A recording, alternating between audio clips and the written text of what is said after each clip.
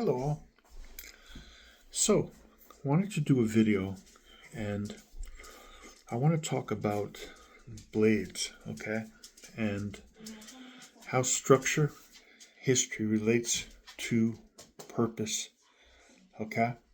And this is very important and it's not something that's discussed often. When you're training to use a blade for your self protection needs, there are different aspects. One of them is your intent, which is very important. Understanding how the body works under duress, which is part of intent. Really, it's understanding your distance, especially, and how that ties into timing. Okay? I call those the three pillars: timing, distance, and intent. But you also have to be very mindful of how different weapons work and why they work that way. Because you'll get way ahead of the game if you understand those things. Things are not arbitrary, okay? There are reasons why certain blades have become known as excellent fighting blades, and why certain other blades are very specialized. And even to this day, you have a continued evolution where we use things that are functional for one purpose and create more purposes related to how that would function when we're protecting ourselves. Okay? So, if you look at most blades, there's usually, if you go back far enough, a tie in to other functionality. Okay? Usually agricultural. Take a machete. Okay? A machete is an example of an all purpose design. If you had a machete and you're in one of the countries where you have a lot of manual labor that you use it for, clearing debris, things of that nature, cutting things down, it makes perfect sense to invest in learning how to use that weapon for self protection. A machete has certain good things about self protection, but it's not quite specialized for that purpose, okay? If we go a little farther up the ladder, we get the kukri, okay? This is a small one. And now you're beginning to see the evolution of something that probably looked more similar to a machete into something that was made into an ambush weapon, okay? A kukri, its weight distribution, the way it's designed, is perfect, okay, to lop things off, okay? You can use it to stab, and you have a certain base level of dexterity that's included in that, okay? Human beings always want to embellish, okay? Whether cooking vessels, putting things upon them, designs, weaponry, okay? So you will see something like this. This is a blade that was made in the Middle East, and my son had it custom made for me, okay? It's a beautiful blade, and you will see that it's basically a fairly decent design for fighting, although it can have a little more of a curvature in the blade. But things like a guard where you can do something, put your finger here and stuff, those are kind of embellishments, in addition to the obvious, where it was signed off on. Okay? But these are affectations, okay? And basically, well, this is a very beautiful blade, and I treasure it because my son gave it to me and he had it made for me. As a fighting blade, you see more embellishment than actual substance in that respect. Well, it's got a good weight to it, though, mostly because of the angle of the blade. You have a similar thing with a hori. This is a Japanese agricultural knife for planting, but it happens to be an exceptionally good fighting weapon. Let's look at that for a second, since we're on the subject of weapons that are sort of between affectation, agricultural use, and self-preservation use. Okay, if I'm fighting with this weapon, okay, and I might be doing stabbing movements, one of the things I'm going to adjust in my approach is because of the curvature of this blade, okay, I'm going to, as a secondary stabbing motion, stab towards the chest. This thing is a beast. It'll stab through. It'll break the xiphoid process on your chest plate and has the potential to actually break your whole chest plate with enough force pretty easily, okay? So you stay in that area because when you start to come up this way, you won't catch anything vital here because of the curvature of the blade unless you're coming across this way. And even with that, this isn't particularly sharp, okay? So understanding the limitations when we're dealing with a weapon that's not necessarily designed for combat and taking into consideration those things that are good and useful. This isn't a bad little thing to have, although you can't change the knife position with this, but it allows you to retain the knife, right? Which brings us to knives that were designed for fighting. This is a miniature Bowie. I'm not crazy about the Bowie, but the Bowie is a knife designed for fighting, okay? You can see the curvature of the blade, okay? When you curve your blade, now you have access when you're running along the body to areas where there are vital areas, okay? So when you're slicing, okay, you're coming up, you can catch your arteries, okay? And you can come up and under target areas, okay, in both directions, okay? See how it comes off of this curvature when you're cutting, okay? Okay. The Bowie has a good weight, and it has a bit of a guard, but I'm not a big fan of guards in fighting knives. They don't serve any real purpose because when you're really trying to use a knife in combat, you're never going to catch it on the guard to deflect. You have to have the movement down to do that with your own skill, okay? And you're not going to be in a defensive position if you're going to live through a knife fight. We have the K-bar, which famously, the Marine Corps knife, this is from the 1940s, is kind of based on the design of the Bowie if you look really carefully. It's got some really nice features. I have a more recent variation of this knife. It has some jagged edging, serrated as well. This is a fighting knife, okay? It's designed to be a fighting knife.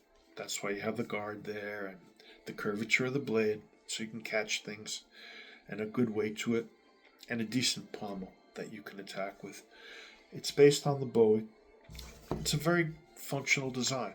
That's why it has stood the test of time, okay? Is it perfect? No fighting knife is perfect.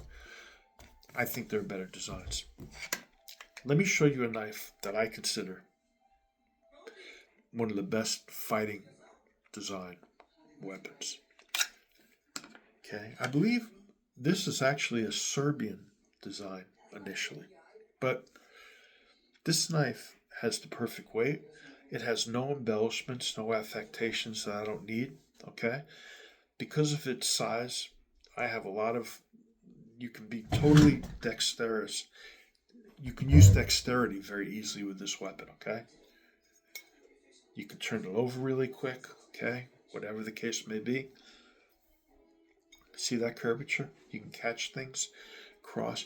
The difference is if I'm fighting with a hori-hori, for example, and I'm attacking my opponent midline, his midline to mine, I'm not going to come up with this weapon because I won't catch anything. I will go for the chest when attacking that area and what is distal, my targets, whatever they may be. With this weapon, it's very easy to come up because of the curvature of this blade, okay, and catch those openings, okay? And you can do it very quickly because of the size and weight of this blade. This, it doesn't look like it, but is an actual killing machine. Which brings us to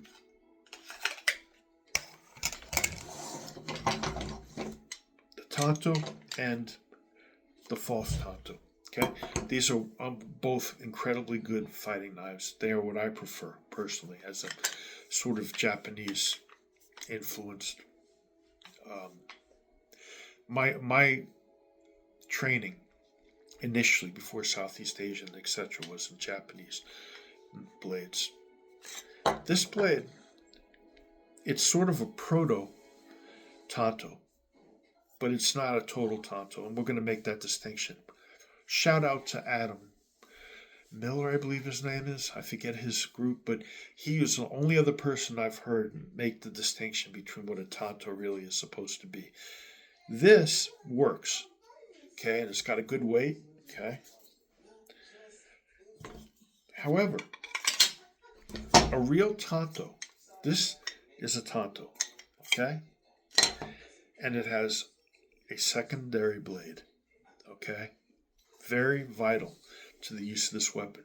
The thing that this weapon offers, even though it has a straight, and you can see this blade is well done, it compensated for not having a total secondary cutting surface with curvature.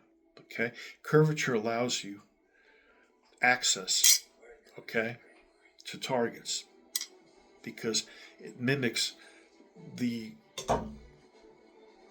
natural movement when you're using the weapon, putting more weapon on the surface areas you're attacking. This weapon doesn't do that because it has this secondary weapon. Think of this as a small knife, okay?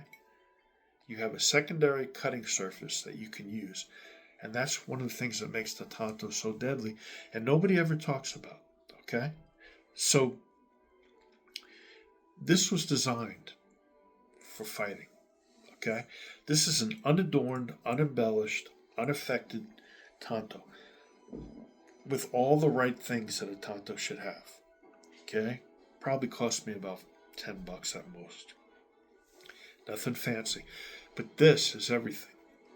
So when I'm cutting across now, after I complete this cut, I have a whole nother surface area that I can use to make cuts. Okay? Very important. You don't have that with something like this. It's not a fighting blade. Okay? Once you complete this cut here, okay, this doesn't, if I come back in a natural way, reflexively, it's not going to cut. This is more of a blunt force type cutting object, which we see the perfection of in something like the kukuri. Now when I use that blunt force, I've got position. This can lop, okay? And it can position itself, so if I just touch here, okay, if we look here, let's see, how can I do it? I've got this whole nother area. If I just draw the knife back from the lopping position, whoosh, this will all go into the target, right? You see how that works? If this lops, boom, now I don't have to reposition the knife. I just draw it back and this cuts, okay? Boom, okay? This is the natural evolution of something like this into an ambush weapon. Pow! Something comes off the body. Finally, we have concealment. Now, something like this doesn't look like much of a weapon at all. Okay? Not very expensive made, but you've got a yubibo, okay, that you can strike, attack with, which turns into a blade that is exclusively designed for penetration. Okay? Very dangerous weapon. Okay? Not designed for much. Once you put this in somebody, into an area like this, okay, you've got your secondary cutting surface. Somebody mimicked the tanto design that way. You can literally break it off in the person. And it'll go deep enough into the arterial regions and subvenous areas where when it cuts, it's deep in the body. Very hard to fix that. Person will bleed out. There's no way to get to the injury. In other words, if I do something like this, you see where this is in my body? Okay? When you cut down here, there's really no way to cease the bleeding. Okay? So, when you're studying how to use weapons, bladed weapons, understand the morphology involved. it'll show you how the weapon is supposed to work. Okay? You're not really going to be in a situation 9 times out of 10 where you draw the weapon into a traditional kind of a dueling situation. It doesn't work that way.